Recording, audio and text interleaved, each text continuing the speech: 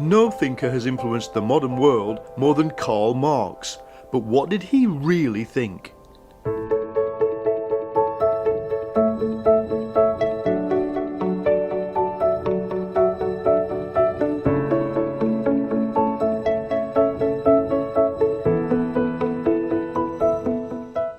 I'm Paul Mason, and to mark the 200th anniversary of Karl Marx's birth, I'm going to explain some of his key ideas and why they're still relevant to us today. And the only place to start is here, Berlin, where Marx came in 1836 to study philosophy. When Marx arrived here in Berlin, there were three revolutions underway in the world.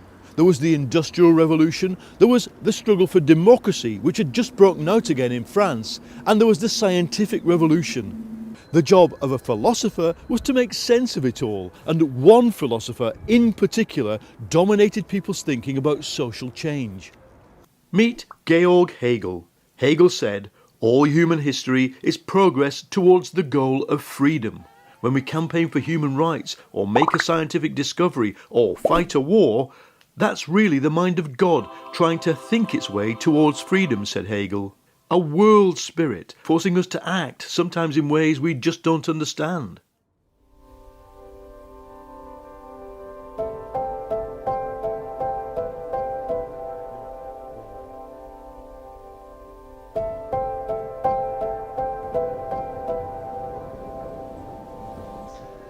Marx arrived in Berlin 5 years after Hegel died, and in the clubs where the left-wing students drank, they didn't believe in God. They attacked Hegel and his theory of history, and they attacked the Prussian government and the total absence of democracy and free speech. But what drives history is a good question. Marx said, let's start by taking God out of the equation. What drives history is not God, but something specific to our human nature.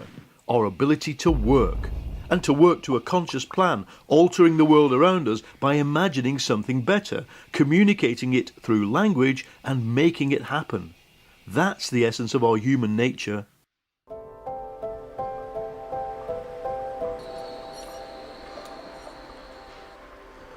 A lot of people today will say there's no such thing as human nature. If so, we're just a sack of bones at the mercy of our environment and our DNA and our Facebook page, with no real purpose. Marx says the purpose of human beings is to set themselves free. Humans, he says, are a species being. Now what does that mean? Well, when we make something, we're generally not making it for ourselves, but for somebody else. And if we have a great idea, what usually happens is we run off and tell somebody else about it. We exist for each other. We're a social animal. That's why we have a history. We create change.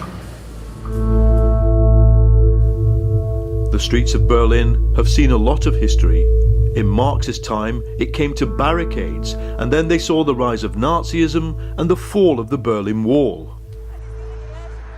Marx says the source of all social conflict and the unhappiness that drives it is the fact that we build societies that stop us from cooperating and sharing, because they're always based on private property and they always create power hierarchies. And here's the word Marx uses to describe the result: alienation. We're alienated from our inner selves and estranged from each other. For Marx, alienation doesn't just mean we get depressed, we hate our jobs, or that we feel bad about the world. It means we're constantly using our creative powers in the wrong way. We make things, but the things we make, machines, states, religions, they end up controlling us. So if you want to understand Marx's theory of alienation, just take out your smartphone and ask yourself, do I control this or does it control me? That's alienation. The things we make take control of us and separate us from each other.